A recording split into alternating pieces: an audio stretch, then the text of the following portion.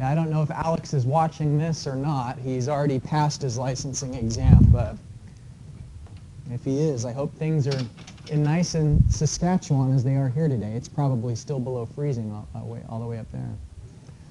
All right, so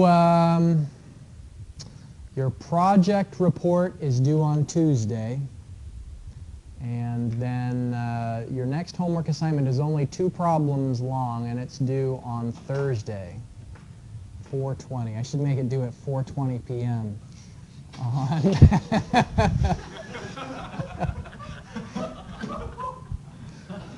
Maybe I will. All right. I don't know. Is it? You may be right. Let's look at what was the other one.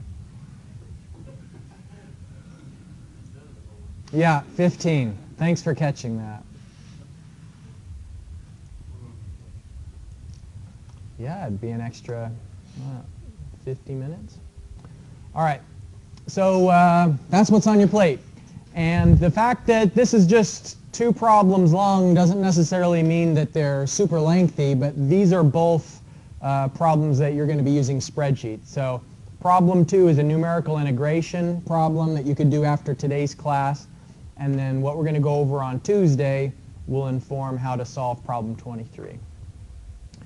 Any questions on the project before we get into the new material? No?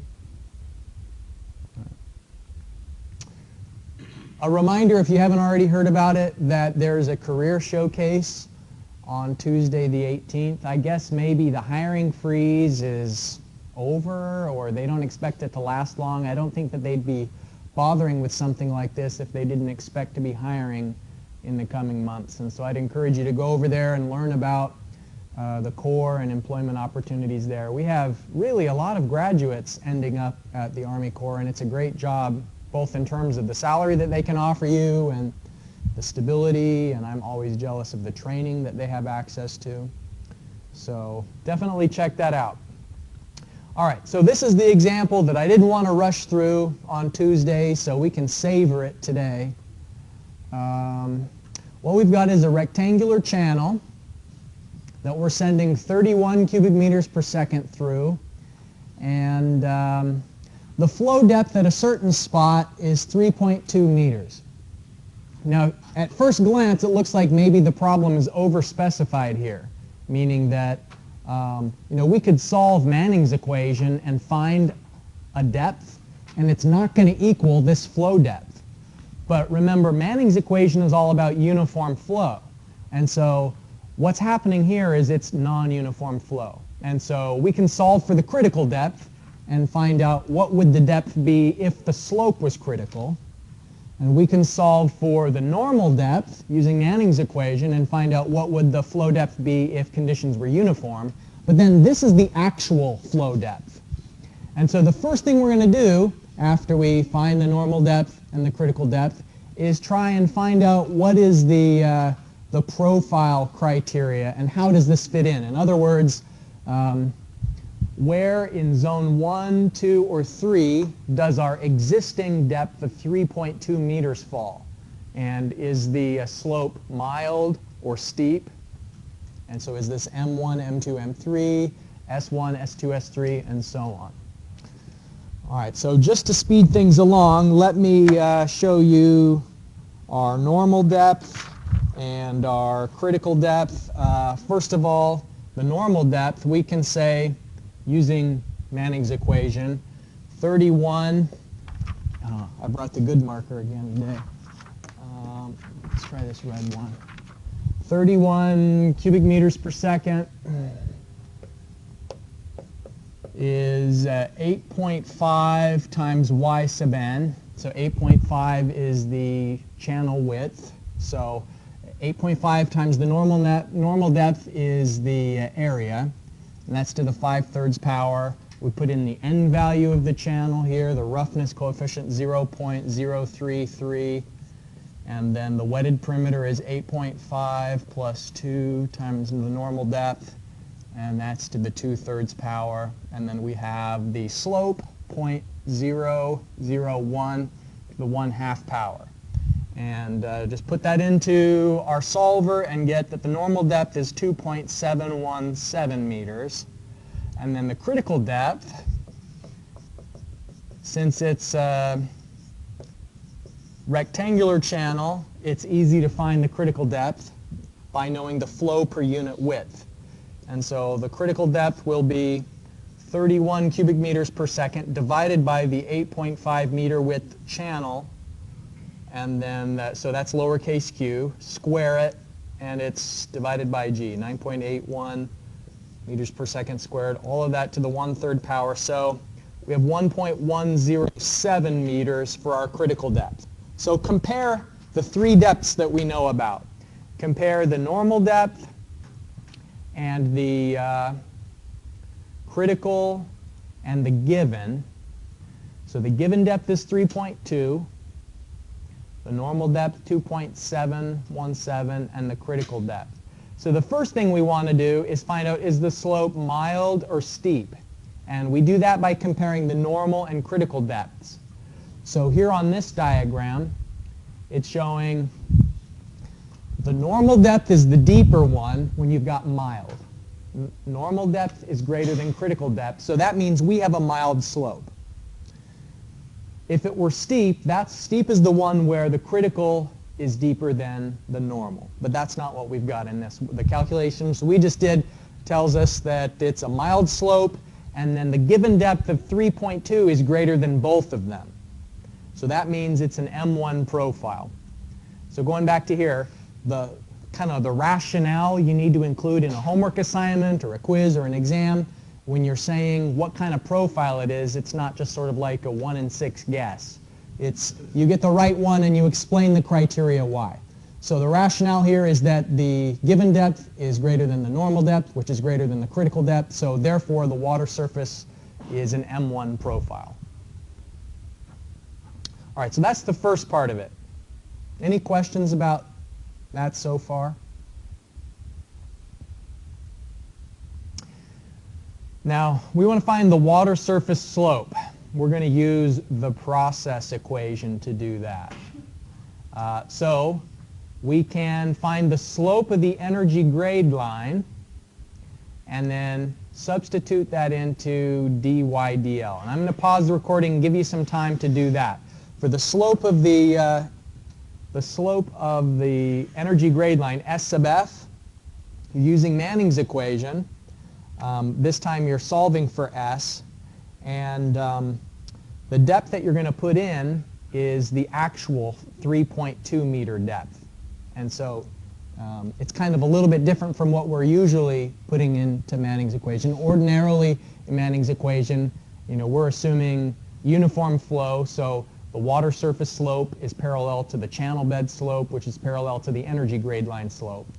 But what we're saying is we can find the slope of the energy grade line by putting in the actual water depth of 3.2.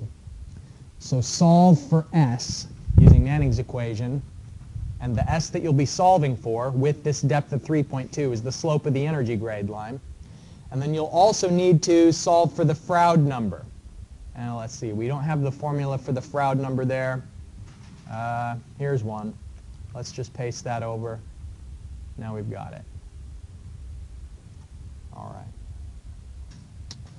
All right, so that's all we need. So find basically dy dl.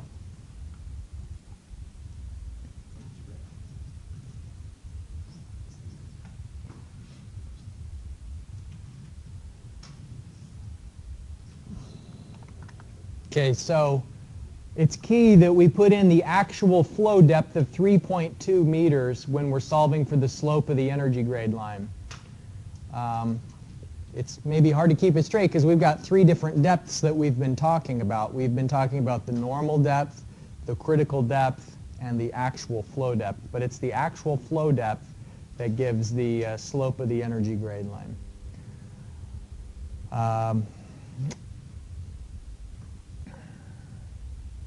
All right, so we get 0.000634 for that. The Froude number, here's our flow rate squared, the top width, which is the same as the bottom width in this case, since it's a rectangular channel, 8.5 meters. G across cross-sectional area will just be the flow depth times the width. So our Froude number squared, I leave it in terms of Froude number squared just because that's what you're going to substitute into the process equation. No sense finding the Froude number and then having to square it again. So what we get is the slope of the water surface is a positive number. It's not changing a lot in the direction of flow, 0.000382. So at this particular location, that means that the water depth is increasing in the direction of flow. And hopefully that makes sense. Let's go back to the water surface profile sketches. You know, these typical diagrams say that in zone 1, you see the little drawing here shows that in the direction of flow it's getting deeper. That's what this is meant to convey. And it also says dy dx is positive. So everything lines up as we would expect. It's getting deeper in the direction of flow. Now what if the flow depth was 2? So if the flow depth was 2, then that would put us into a different zone, because what we had done earlier is solve for the critical depth and the normal depth, and so 2 would be between the normal depth and the critical depth. So if it said in the problem statement that the depth was 2, then that would mean that we'd be in zone 2, and if we went through all the calculations again, what we'd expect to see is that dy dl in that case should be negative, because an M2 profile means that the flow is getting shallower in the direction of flow. So that's just the hypothetical to keep in mind. Any questions from the example? All right, so this is the slope at just a single spot of the water as it changes depth. And remember, the challenge that we face is that we don't want to extrapolate too far, assuming a linear profile, when really the water surface is changing gradually. So let me refresh your memory about here. We've got a stream, and the water depth maybe is getting deeper as it approaches some sort of an obstacle, maybe an underflow gate where the water is continuing on. And so if we found the slope at a certain location and we just extend linearly, then the actual depth some distance downstream, if we said here's our delta x, and we just applied the process equation directly, it would underestimate the depth downstream.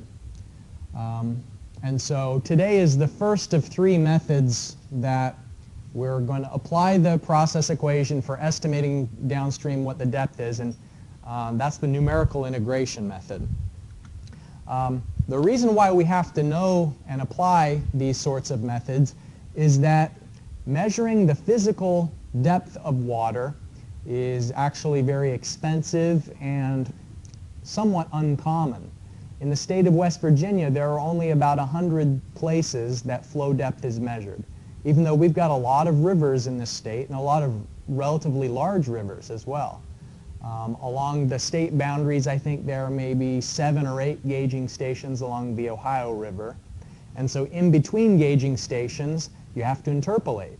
You have to kind of, based on a known measurement at some location, say Huntington, if you wanted to know the depth of the Ohio River in Lesage, then you're going to have to know the distance and then extrapolate from there. And so here's just a cross-sectional view of a typical gauging station where there will be a satellite link that's relaying the data for off-site recording, but either with a float or more commonly these days there will be some sort of like an ultrasonic meter that's pointing down at the water surface in a wet well that's connected to the stream with a couple of tubes. And so as the water surface in a river rises, because it's connected by tubes to this wet well, then the water level rises and falls. And the advantage of having a separate wet well instead of just measuring the river itself is that it's a little bit more still inside of this cylindrical wet well, where there isn't going to be splashing or wind-driven waves. It stays kind of stable based on, at the location, the average depth at any given instant. And so as the water level rises and falls, then that data would be transmitted off-site. And let's take a look at one of those sites. It's been a while since I clicked on this link. I don't know if they've changed their website or if it'll still be valid, but let's give it a shot.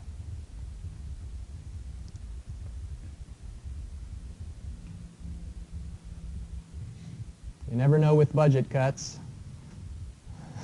Threatened and endangered stations. This isn't one of them, I hope. All right, so what we're looking at here is the Ohio River at Huntington, West Virginia. You can see the most recent update was at 3 p.m.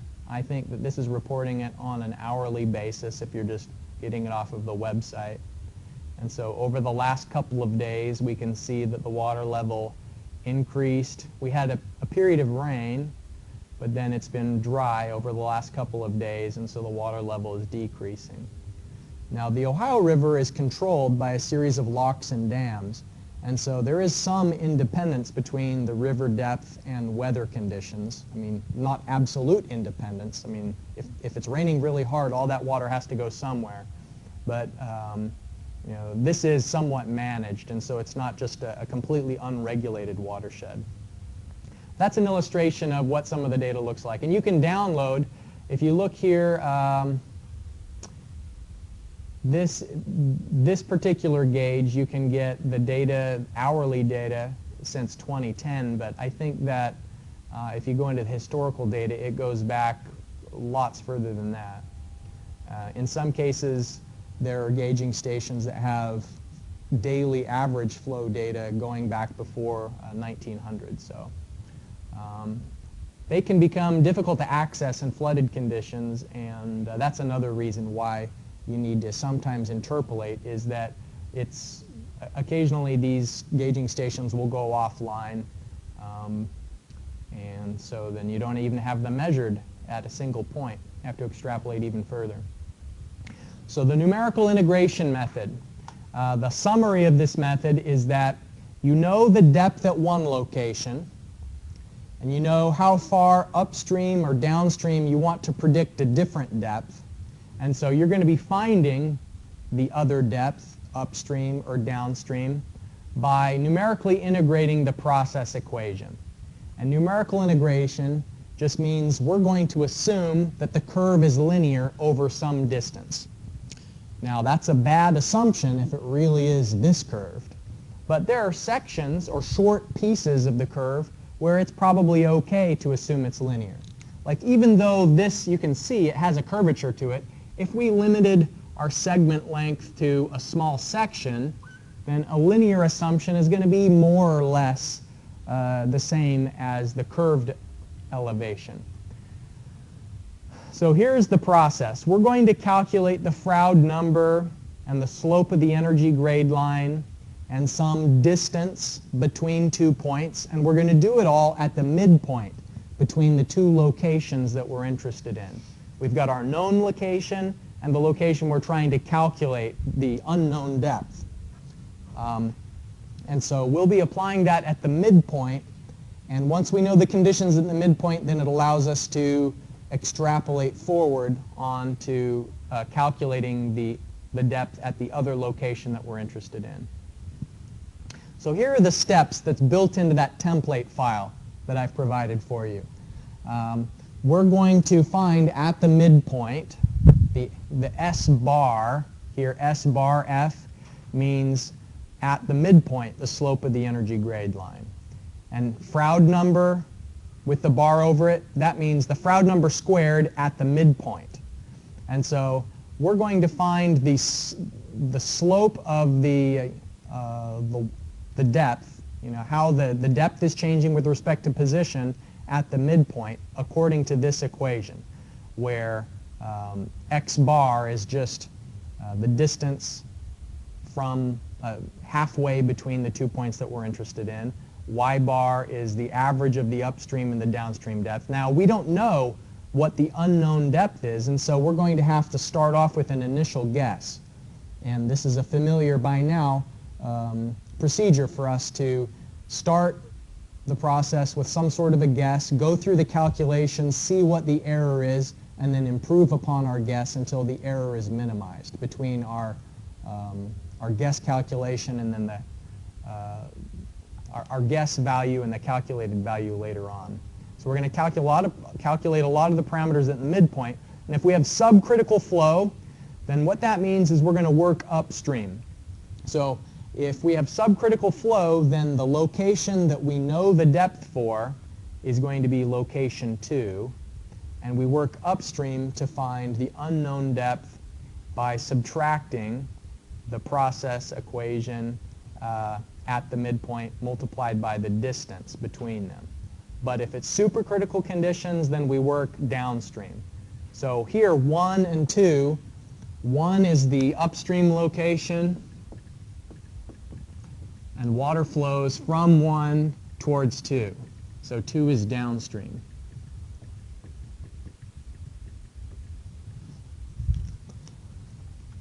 All right, so this procedure in abstract may not mean very much. It'll mean more when we actually apply it to an example. So let's do that.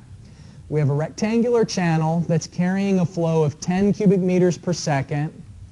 The channel width is 5 meters.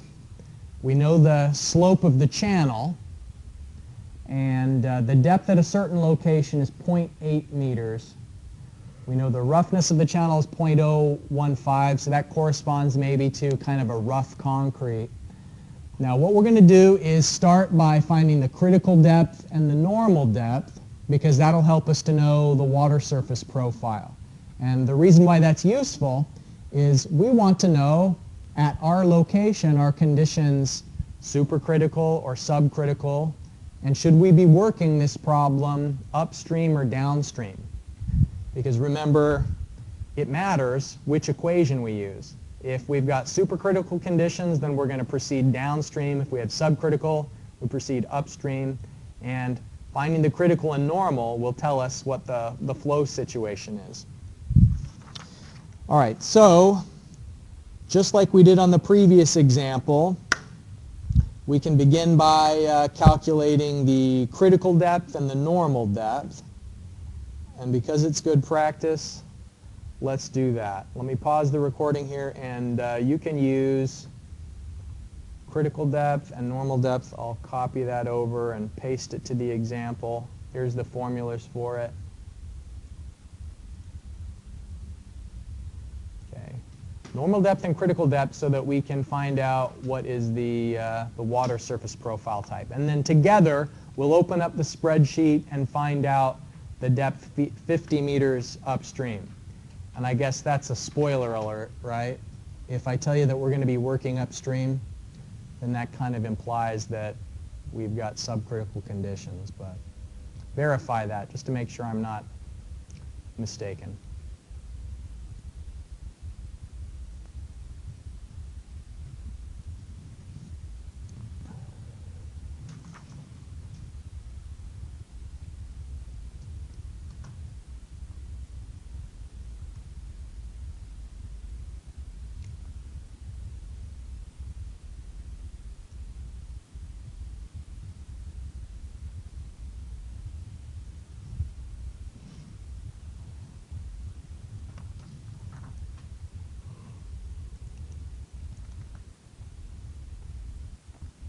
So it's a rectangular channel. It's always good to draw a sketch of it here.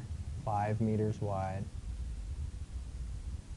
Our critical depth is less than the normal depth, so that's what tells us it's a mild slope. And then the given flow depth is between those two. It says at our certain location of interest, the depth is 0.8 meters. And since 0.8 is between the normal and the critical, then that means it's in zone 2, which is an M2 profile. The water's flowing over the edge of something. That picture spoiled it for us, but here's our flow depth. It's getting shallower in the direction of flow, which means we're going to work upstream. We want to find out what is the depth 50 meters upstream.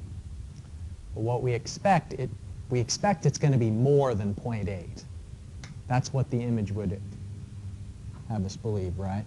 So if it's 0.8 here and Y2 is closer to that edge where the water's flowing over flowing over some cliff. If we go away from that edge, it's going to be less drawn down. And so the flow depth is going to be greater at 1. All right, so what we're going to do is open up that template file.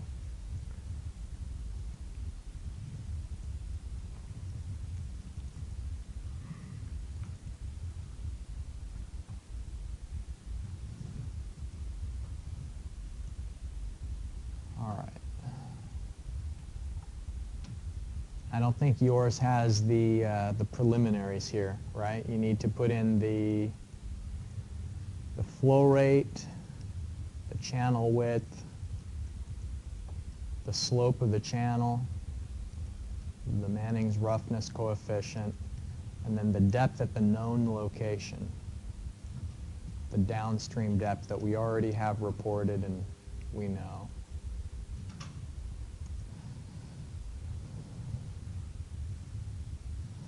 All right, so remember, what we're going to be doing is finding a bunch of parameters at the midpoint. Now, the depth upstream that we're going to is 50 meters upstream. So the distance between the 2 points is 50. And we have to start with a guess of the upstream depth. So let's look at that picture again. A good guess would be anything 0.8 or larger. But if we had less than 0.8, it could cause our solution to not converge. So let's just say 0.81, and it'll improve from there, 0.81. All right. Now, x bar means how far is it to the midpoint.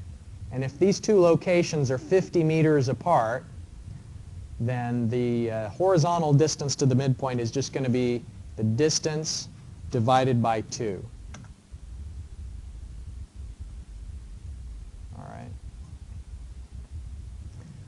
Now, the depth of midpoint is going to be the average of our known depth. This is our known given depth downstream. All right, so the average of the depth at 1 and the depth of 2 that we've just guessed. And so we will do the depth at 1 and the depth at 2 divided by 2 to get that average. Okay. Now the area at the midpoint, we assume that the midpoint still has a width of, the same channel width as before. Here's that 5 meter wide channel. So the area is going to be 5 meters wide and then multiplied by whatever our depth is at this midpoint location. So y bar is the depth at that midpoint. All right, now wetted perimeter, we have to think, what is the formula for wetted perimeter of a rectangular channel? It's going to be the channel width plus 2 times the depth.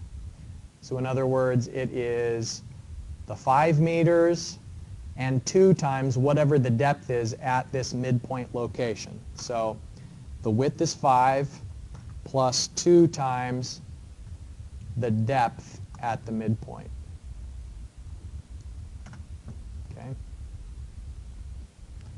Now, by the way, these little comments that I've put in here, be cautious about applying this to a situation where the channel is trapezoidal.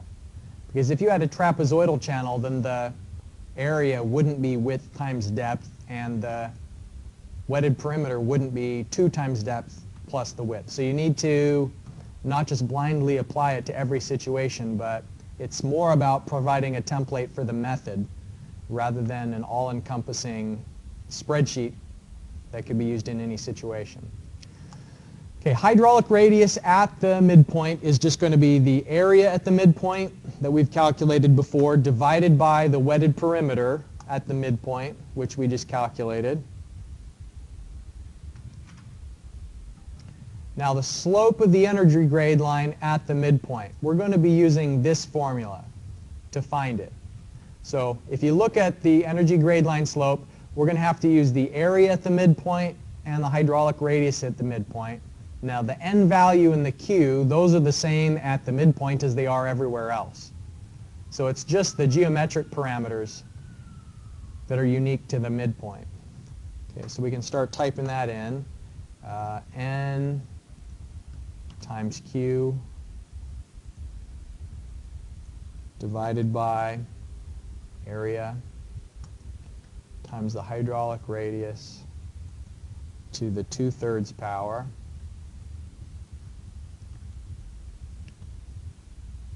and then all of that is squared.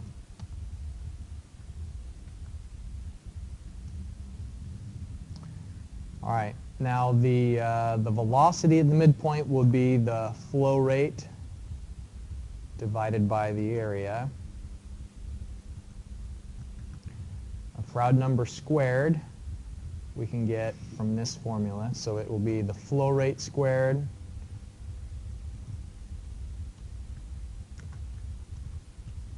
times the top width, which is the same in this case as the bottom width since it's a rectangular channel, divided by G times the area cubed. And it's the area at the midpoint that we have to use.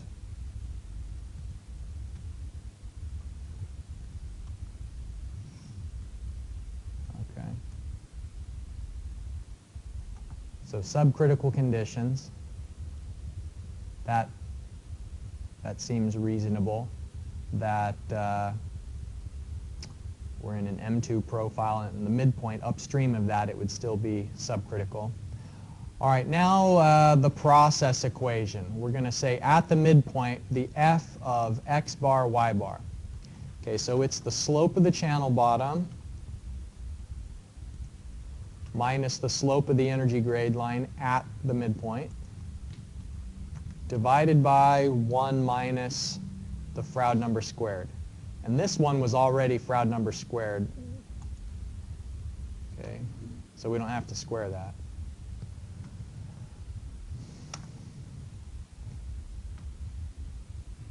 Now what about the sign of that? What does it tell us? That the depth is decreasing in the direction of flow.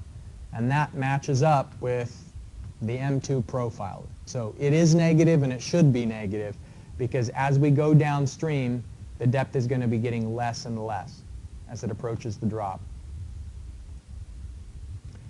All right, now finally we're going to compute a new guess of the upstream depth using this equation. Okay, so it was our known depth minus the process equation at the midpoint multiplied by the distance. So we're assuming that slope is linear. That means that we don't want to have huge distances. The smaller the distance, the more accurate that's going to be. Because in other words, you're going to have a smaller segment length than a curve is more properly approximated by a line if it's small line pieces instead of a long line piece. Okay, so based on the guess, then our upstream depth would be 1.187. But this, our first initial guess, was 0.8. So we want to set a convergence criteria here. Let's find the difference between the two because our iteration is going to be keep changing the guess until the guess and the computed value of the upstream depth are the same. So we could do it the brute force method, 0.82. Okay, we're getting closer, 0.83. And that's better too, 0.84. Or we could say the difference between the two, and then our objective for goal seek will be the difference should be 0. So we can go to the data tab, what if analysis, goal seek, and our objective is for this cell, B26, to be 0, and what it can keep changing around will be the guess upstream depth value.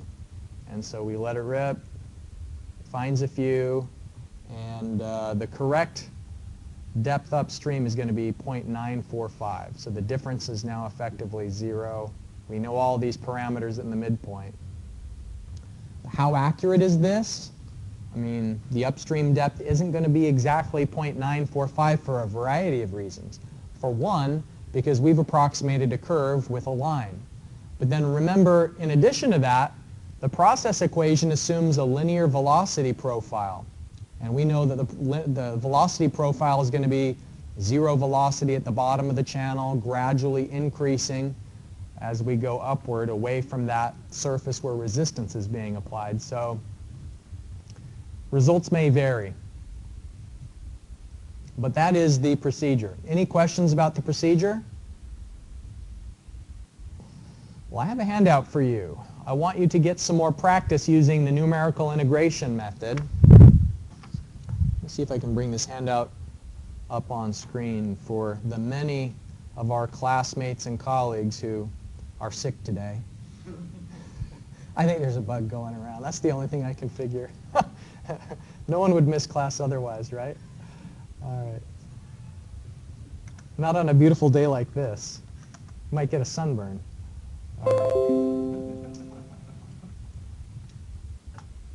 All right, so here's the in-class exercise. Let me hand out the paper copy to you. On the back of it is a slightly different procedure.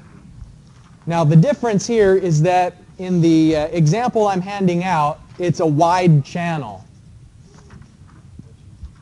Yes, it's the wrinkle, the wide channel. 3, 4, 5, there you go. Man, I printed so many extras. I didn't know that we were going to have so many sick classmates.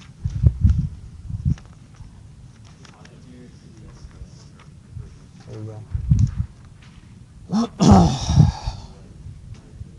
All right, so it's a wide channel. We know the channel slope. The flow per unit width is given. Remember, for a wide channel, what's nice is the slope of the energy grade line is easier to calculate. So here's the formula for the slope of the energy grade line with the wide channel.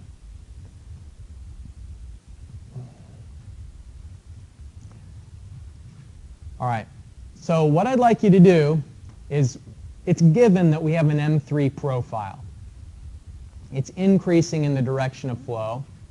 And here the conditions are going to be supercritical because it's flow coming from under a gate. So we want to find out the length of the rising curve. Now this is a little bit different from what we just solved. We just solved for the depth for a known distance. But we can use the same approach if the depth is known to solve for an unknown distance. So in other words, you're going to want to keep changing the distance values until your calculated depth equals the known depth. So that's one difference between what we just calculated, is that, before we've been solving for depths. In this illustration, we're going to be using numerical integration to find the distance of the rising curve. Also, we've got supercritical flow, so instead of minus the process equation times the distance, you're going to be doing plus.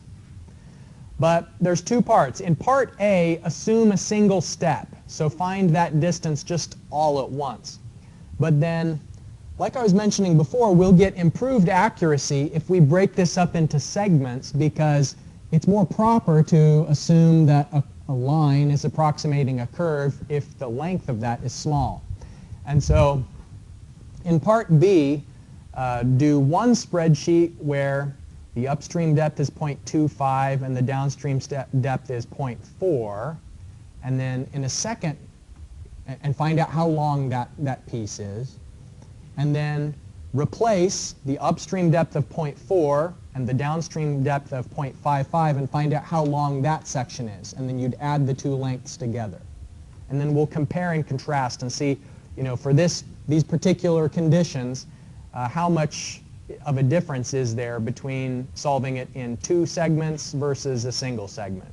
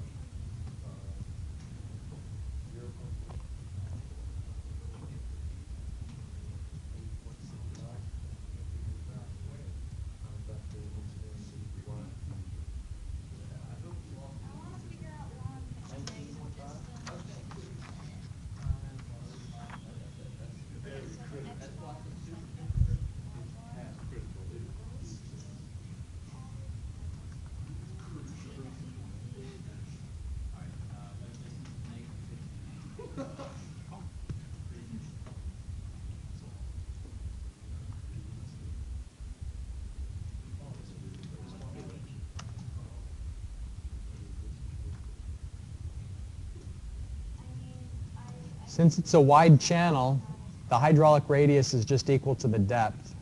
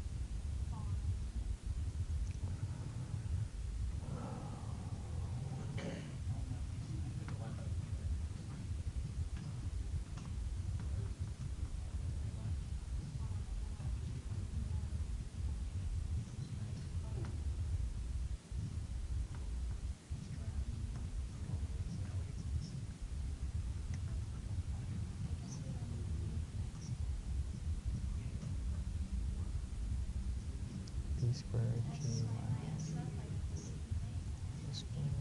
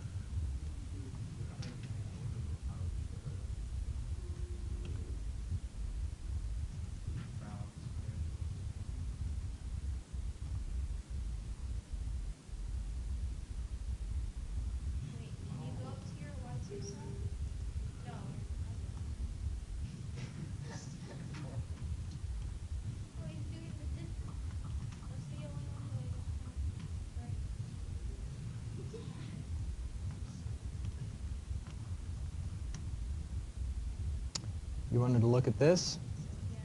It's just this formula.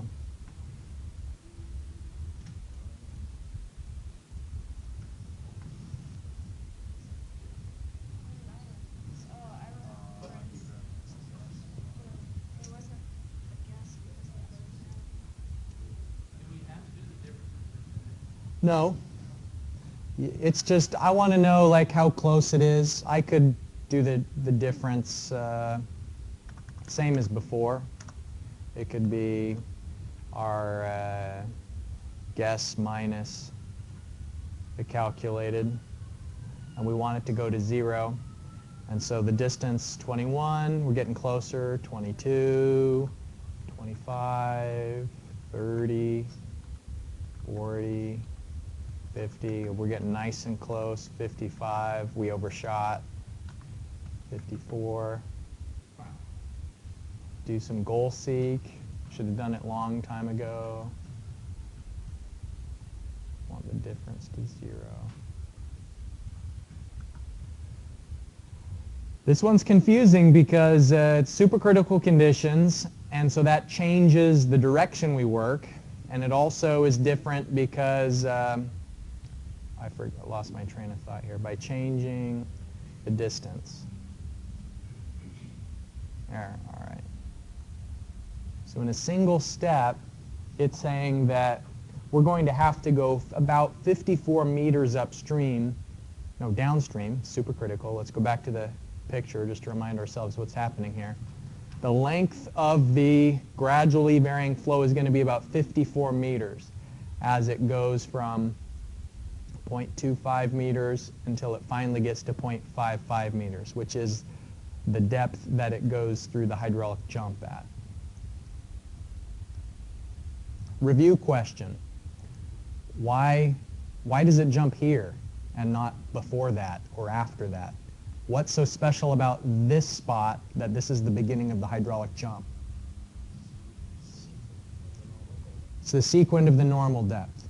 So it's what's going on after the jump that governs what's going on before the jump.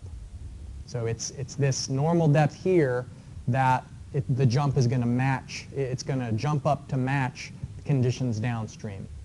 But that's just a review question. More specifically, what we're trying to do is we've got a wide channel, so then that changes what we're going to do for the Froude number. That changes how we're going to calculate the slope of the energy grade line at the midpoint. And since conditions are supercritical, last time we had subcritical, so we were calculating the upstream depth. Since it's supercritical, this time we're doing downstream, but we know the depth in question, so we're trying to find the length, how far apart they are. So does anyone want to see the formula in a certain cell? Not sure about the solution? Yep. R bar is just the depth for a wide channel. It's equal to the depth at the midpoint. And the reason why is remember that the definition of hydraulic radius is, I just need to throw it away so I'm not tempted anymore. Hydraulic radius is the area divided by the wetted perimeter. And area is channel width for rectangular, channel width times the depth, y. And then the wetted perimeter is b plus 2y. And what we're saying is if it's really wide, so b is so big that y doesn't matter. So then that basically means this doesn't matter. So b cancels out, and all you're left with is the hydraulic radius equals the depth if it's a wide channel. Pretty often, yeah. In fact, there's a lot of streams that are wide. Not all of them, but the Mississippi River is wide if you've driven over it. And then that's an extreme example, but yeah, there are plenty of channels that are wide that meet that criteria. All right. Now, the second part of the in-class exercise asks the question, well, what if we break it up into two steps? Because we know we have to be careful about approximating a slope over some distance, and 50 meters, you're talking quite a distance there. So how much more accurate would it be if we did it in two steps? So in step one, we're going to go from 0.25 to 0.4, and then in step two, go from 0.4 to 0.55, and then we're going to find out the length of each of these segments. So there will be the length of segment 1, the length of segment 2. So now that you've got things set up, you can kind of just copy and paste your procedure. Here we've got part A solved. So I'm just going to Control C and do Control V. Some of those references may be messed up because I didn't bother anchoring before. I'm going to have to maybe clean that up. All right, so let's start with a guess distance, 20 meters. Okay, now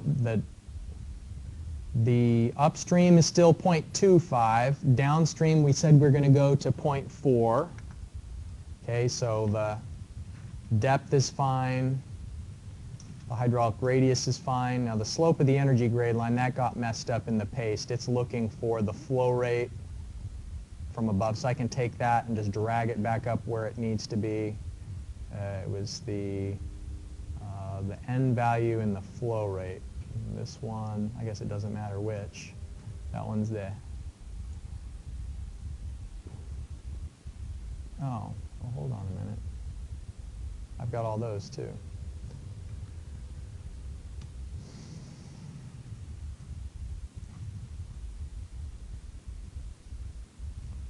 I'll just type it over again. When in doubt, throw it out. All right, slope of the energy grade line. And this time I will anchor it though. Times the flow per unit width divided by y bar to the power of 5/3 squared. Okay, and the velocity.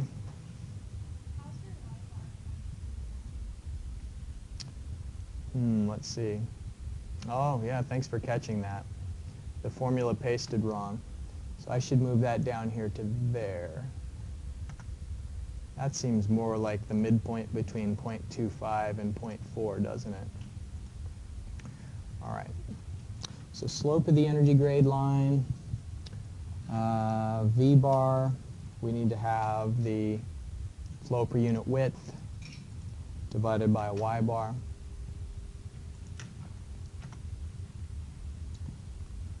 All right, the Froude number's right, the process equation. Let's just make sure about that and move these back both down here.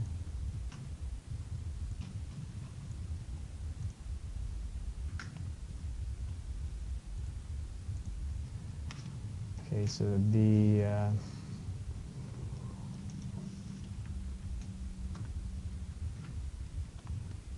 slope of the channel minus the slope of the energy grade line divided by 1 minus the Froude number squared.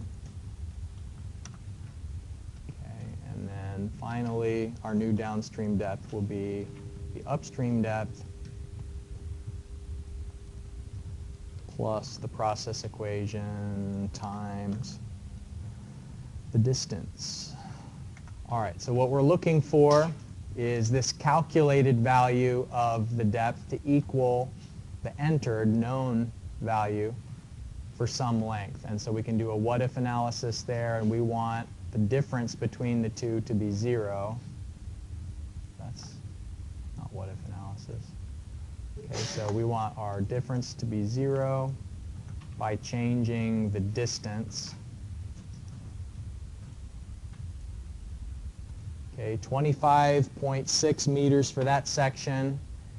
We'll jump to the thrilling conclusion over here on this tab. I've done the other one. So the other section is going to be 27.55. That's with where we're going from 0.4 as the upstream. So what was considered downstream in the first segment is now considered upstream in the second segment.